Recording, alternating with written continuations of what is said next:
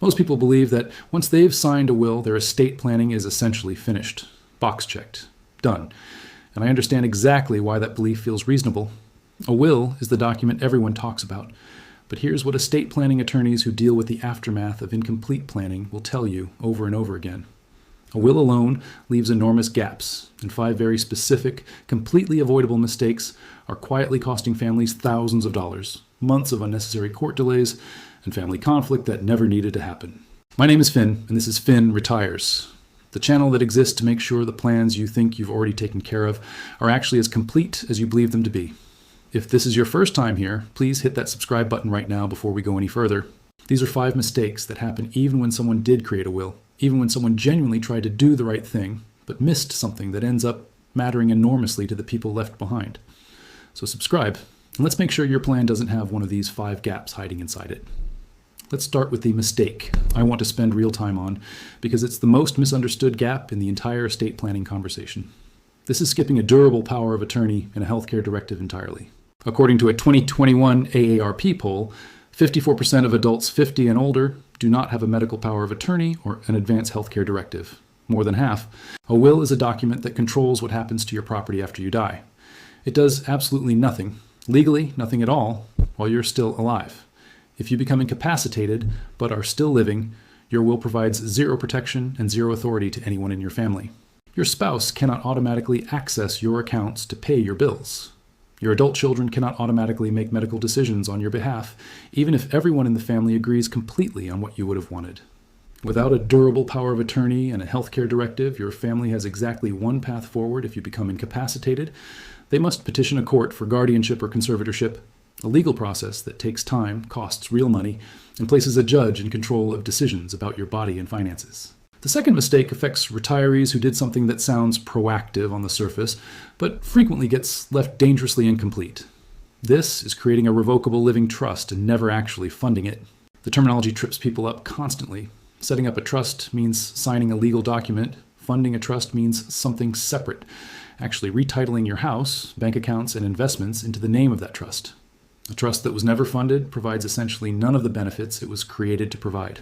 Estate planning attorneys consistently report this as one of the most common failures, particularly among people who used a DIY trust kit rather than working with an attorney who walks them through the funding process step by step.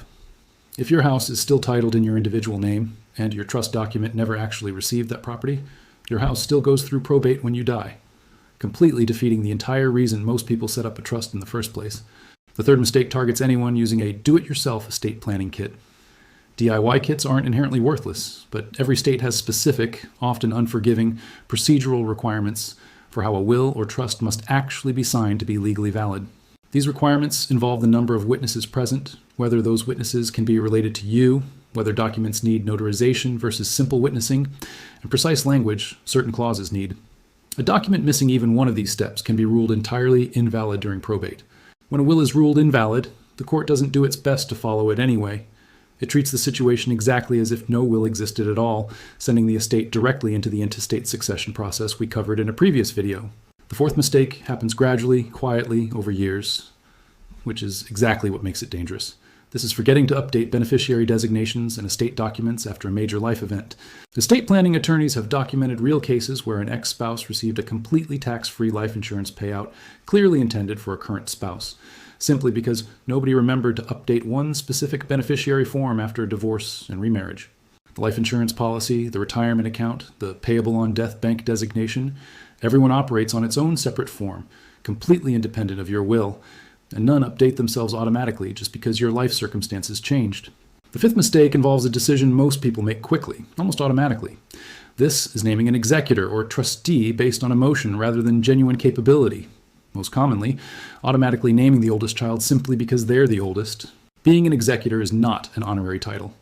It's a genuinely demanding job, locating and valuing assets, paying off debts, filing final tax returns, communicating with grieving beneficiaries, and navigating a legal process that can extend across many months or years. According to a 2024 Trust and Will study, the average estate takes approximately 20 months to move completely through probate. And that same study found only 2% of Americans actually expect it to take that long.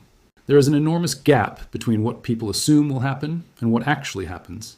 And every one of the 5 mistakes we've covered today has the specific effect of making that already long process even longer and more difficult for the family left behind. Let me walk you through a realistic example of the first mistake we discussed. Consider a retiree named Douglas, 73, living in Colorado, who had a properly drafted will, updated within the past several years. Douglas felt genuinely confident his affairs were in order. What he'd never gotten around to completing was a durable power of attorney or healthcare directive. He'd mentioned it to his daughter more than once, always intending to handle it soon. Douglas suffered a serious stroke that left him alive, but unable to communicate clearly or manage his own affairs for an extended recovery period. His will provided absolutely no legal authority to anyone in his family during this period, because a will simply does not activate until after death. His daughter, who had always assumed she could naturally step in to help, discovered she had no legal authority to access his accounts to pay his bills, or to make binding medical decisions alongside his care team, despite knowing exactly what he would have wanted.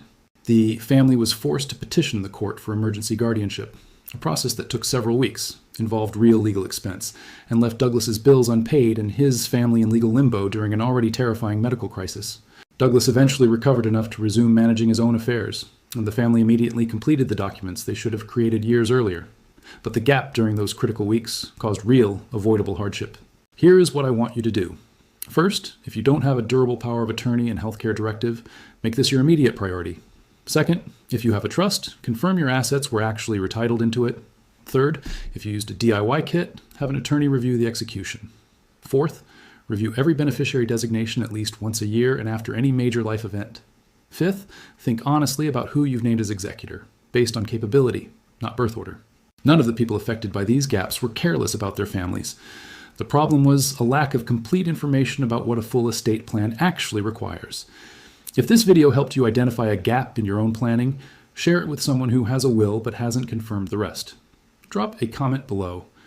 Did you know a will provides zero protection during incapacity? I read every single comment personally. The next video on this channel is going to build directly on today's topic, walking through exactly what a durable power of attorney and healthcare directive should actually include. If you're not subscribed yet, hit that button right now. Take care of yourself, protect what you've built, and I will see you in the next one.